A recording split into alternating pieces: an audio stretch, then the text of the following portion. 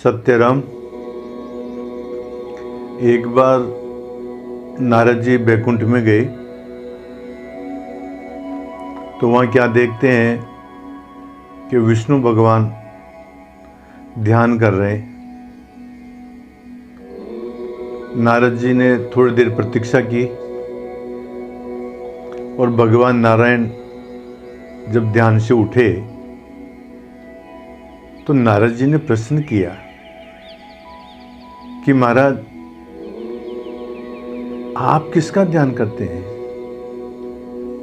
ये बात तो समझ में आती है कि आपका ध्यान लोग करते हैं, परंतु ये बात समझ में नहीं आई कि मतलब आप किसका स्मरण करते हैं, आप किसका ध्यान करते हैं। तो विष्णु भगवान कहते हैं, नारद पूछी विष्णु ते आप भजो हो काय। आप किसका भजन करते हो, आप किसका ध्यान करते हो। नारद पूछते हैं तो विष्णु भगवान कहते हैं, जति सती मम भक्त बलि मोह मर्द अति आय। मैं जो है जितेंद्रिय हैं, जो सत्य पर चलने वाले हैं, जो मेरे भक्त हैं, मैं उनका ध्यान करता हूँ। जो मेरे भक्त हैं मैं उनका ध्यान करता हूँ। वही बात दादू जी महाराज इस साखी में कह रहे हैं, राम जपे रुचि साधु को, साध जपे रुचि राम। दादू दोनों एक टक है, यहु आरंभ यहु काम। राम जपे रुचि साधु को। राम जी परमात्मा साधुओं को जपते हैं, साधुओं का ध्यान करते हैं। इसका तात्पर्य क्या है? इसका तात्पर्य यह है कि जैसा कृष्ण भगवान ने गीता में कहा है, अनन्यास चिंतयन्तो माम ये जना पर्युपासते तेषाम नित्याभियुक्तानाम योगक्षेमं वहाम्यहम्। जो अनन्य भक्त हैं, जो मेरे अलावा और किसी पर आश्रित नहीं है, उनकी मैं योग और क्षेम की चिंता मैं करता हूँ, उनका योग क्षेम का वहन मैं करता हूँ। तो इसी प्रकार से महाराज जो भक्त परमात्मा के ऊपर पूर्ण रूप से आधारित हैं, पूर्ण रूप से समर्पित हैं, जो परमात्मा का ही पूर्ण रूप से विश्वास करते हैं, उनका चिंतन, उनकी चिंता, उनका योगक्षेम जो है भगवान स्वयं करते हैं। वही बात कहते हैं, राम जपे रुचि साधु को। राम जी जो है उन संतों का ध्यान रखते हैं, उन भक्तों का ध्यान रखते हैं। और साध जपे रुचि राम। और साधु क्या करते हैं? वो परमात्मा का भजन करते हैं, वो और किसी का ध्यान नहीं करते हैं। दादू दोनों एक टक। दादू जी महाराज कहते हैं, राम जी भी और साधु भी दोनों निर्निमेष एक टक, ये वो आरंभ ये काम, बस उनका ये काम है। साधु लोग परमात्मा का भजन करते हैं और परमात्मा जो है साधुओं का भजन करते हैं, उनका ध्यान करते हैं, उनका ख्याल रखते हैं। ये बात दादू जी महाराज साखों में कहते हैं। राम जपे रुचि साधु को, साध जपे रुचि राम। दादू दोनों एक टक, यहु आरंभ यहु काम। एक श्लोक आता है, सकल भवन मध्य निर्धनास्तेपि धन्या निवसति रिधि येषां श्री हरिर भक्ति रेखा। हरिरपि निज लोकम सर्वथा तो विहाय प्रविशति रिधि तेषां भक्ति सूत्रोपबद्ध। सकल भवन मध्य, संपूर्ण भवनों के अंदर, संपूर्ण लोकों में, निर्धनास्ते भी धन्या, वो भक्त धन्य है। वो हालांकि निर्धन है, लौकिक धन उनके पास में नहीं है, फिर भी वो धन्य है। निवसति रिधि येषां श्री हरिर भक्ति रेखा, जिनके हृदय के अंदर परमात्मा की भक्ति का निवास है।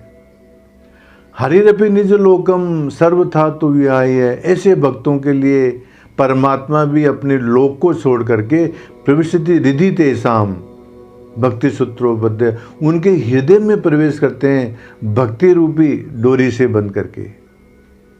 कहने का तात्पर्य यह है कि जो परमात्मा की भक्ति करता है उनके हृदय के अंदर परमात्मा बसते हैं, परमात्मा उनकी चिंता करता है।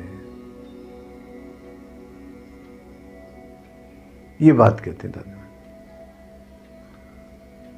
और अब स्मरण संबंधी बात दादू जी महाराज कह रहे हैं, माला सब आकार की कोई साधु सुमरे राम, करनी करते क्या किया ऐसा तेरा नाम।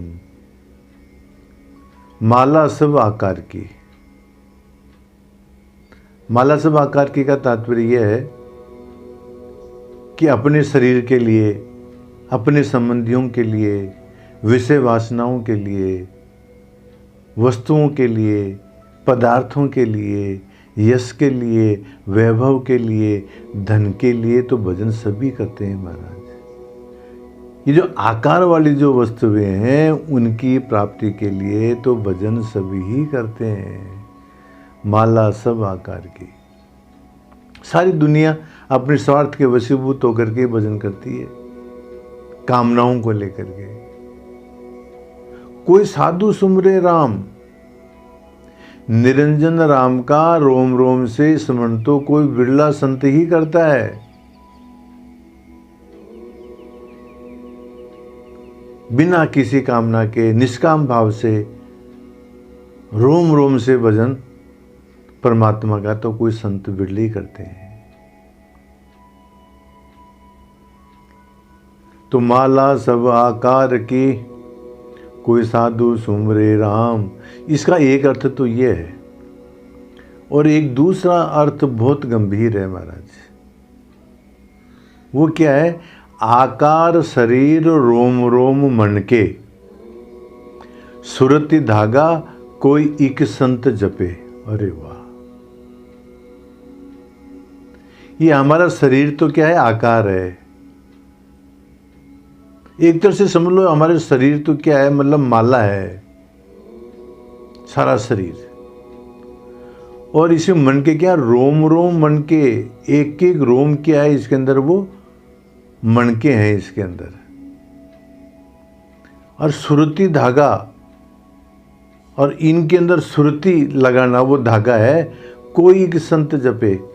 इसका तात्पर्य ये है महाराज कि सीधा बैठ जाना है, आंखें बंद कर लेनी है, और मस्तिष्क से लेकर के अपने ध्यान को मस्तिष्क में लगाना है। मस्तिष्क को खूब अच्छी तरह से देखना है, सारे शरीर को, सारा जो माथा है, मस्तिष्क है, उसको जो है चारों तरफ से खूब अच्छी तरह से देखना है, आगे से, पीछे से, अगल से, बगल से। फिर बाद में हमारा जो मस्तक है, हमारा जो ललाट है, फिर इसको देखना है, फिर भुवों को देखना है, फिर आँखों को देखना है, फिर कानों को देखना है, फिर नाक को, फिर होठ को, फिर गालों को, फिर ठोड़ी को, फिर गले को, चारों तरफ से। कहने का तात्पर्य यह है कि सारे शरीर को सूक्ष्म रूप से सुरती के माध्यम से देखना है। ये देखना कि कहाँ कहाँ क्या क्रिया हो रही है। आपको कहीं पर खुजली मालूम पड़ेगी, कहीं पर जिस प्रकार से आँख फड़कती है इस प्रकार से कहीं पर फड़कता हुआ मालूम पड़ेगा। इस प्रकार से सारे शरीर को सुरती के माध्यम से देखना है महाराज।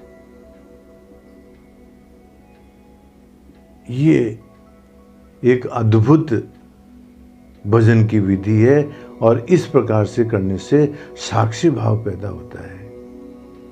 आपको बात बतावें, जो विपस्सी साधक हैं, जो विपश्यना करते हैं, उनके अंदर इस प्रकार की स्टेज बताई जाती है कि आप सारे शरीर को पहले बाहर से देखो, फिर अंदर से देखो। ये बहुत ऊंची साधना है। तो माला सब आकार की कोई साधु सुमरे राम, इस प्रकार का भजन तो कोई साधु ही करता है महाराज। अब आगे कहते हैं, करने करते क्या किया ऐसा तेरा नाम, हे करतार, हे कर्ता पुरुष, तुमने ऐसा क्या किया है कि जो आपका जो ये परमात्मा का जो नाम है वो सुगम है, अति श्रेष्ठ है, संपूर्ण फलों को देने वाला है, फिर भी जो है मनुष्यों की राम राम करने के अंदर रुचि नहीं होती है, ऐसा तुमने क्या किया, क्या कर दिया ये सब।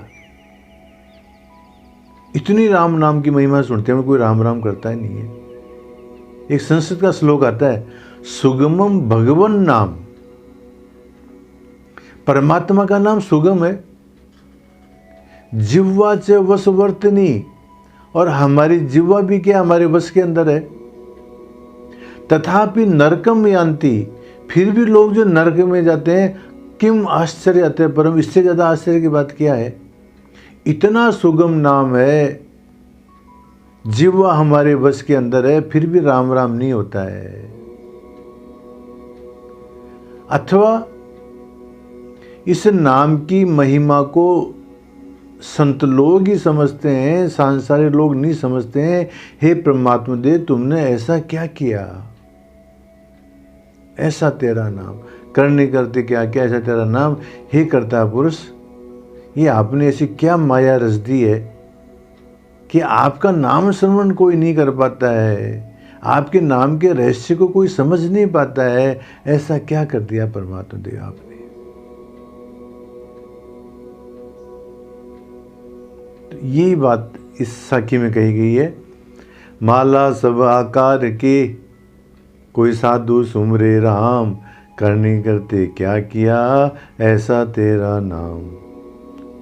और आगे कहते हैं, जहाँ राम तय संत जन, जय साधु तय राम, दादू दोनों एक ठे, अरस परस विश्राम। जय राम ता संत जन, संत लोग कहाँ रहते हैं, जहाँ परमात्मा रहते हैं। इसका तात्पर्य क्या है कि साधु लोग अपनी श्रुति वृत्ति के द्वारा परमात्मा में ही लीन रहते हैं। तो जहाँ रामता संत जन, उनकी श्रुति कहाँ रहती है साधुओं की, जहाँ राम रहते हैं वहाँ रहती है। जहाँ रामता संत जन, वहाँ संत जन वहाँ रहते हैं श्रुति वृत्ति के द्वारा। और जय साधु तय राम, और जहाँ साधु रहता है वहाँ राम रहता है। ऐसे भक्तों की चिंतन भगवान स्वयं करते हैं, उनका योगक्षेम स्वयं करते हैं, इसलिए परमात्मा वहाँ रहते हैं। जो जिसका ध्यान करता है वो जो है, वो जो ध्याता है, वो जो ध्येय है, वो उस ध्याता की चिंता करता है। गीता में है ना, ये यथा माम प्रपद्यन्ते तास तथैव भजाम्यहम्। तो जो परमात्मा का ध्यान करता है तो परमात्मा उनका ध्यान करता है। तो जहाँ रामता संत जन, जय साधु तय राम, दादू दोनों एक ठे। दादू में दोनों एक जगह है, परमात्मा और राम दोनों एक ही हो गए हैं। अरस परस विश्राम, इन दोनों की एक में एक स्थिति है। एक में एक स्थिति का मतलब साधु राम के अंदर है और राम साधु के अंदर है। एक श्लोक आता है ना, नारद जी ने पूछा परमात्मा से कि परमात्मा आप कहाँ रहते हो। तो भगवान कहते हैं, नाम वसामि वैकुंठे, योगी नाम हृदयेन च, मदभक्ता यत्र गायन्ति, तत्र तिष्ठामि नारद। जहाँ मेरे भक्त मेरा भजन करते हैं, मेरा ध्यान करते हैं, हे नारद मैं वहाँ रहता हूँ। और भागवत के अंदर भी भगवान कहते हैं कि साधु हृदयमय्यम, अरे वाह, साधु मेरा हृदय है। साधु नाम हृदयंतो हम, और साधुओं का हृदय मैं हूं। मेरा हृदय साधु है और साधुओं का हृदय मैं हूं। मद अन्यन्ते न जानन्ति, वो साधु लोग मेरे अलावा और किसी को नहीं जानते हैं। ना हम तेभ्यो मनागमपि, और मैं भी उनको अन्य नहीं समझता हूँ। हम दोनों आपस के अंदर मिले हुए हैं। मेरा हृदय साधु है और साधु का हृदय मैं हूं। तो वही बात दादू जी महाराज कहते हैं, जहाँ राम ता संत जन, जय साधु तय राम, दादू दोनों एक ठे, अरस परस विश्राम। ये दोनों एक में मिले हुए हैं, एक की एक में स्थिति है महाराज। इस प्रकार से दादू जी महाराज इन साखियों के अंदर परमात्मा भी साधुओं का भजन करते हैं और एक स्मरण की विशेष विधि बताई, और साधु और राम दोनों एक दूसरे के अंदर मिले हुए हैं। ये बातें इन साखियों के अंदर दादू जी महाराज ने बताई है। सत्य राम।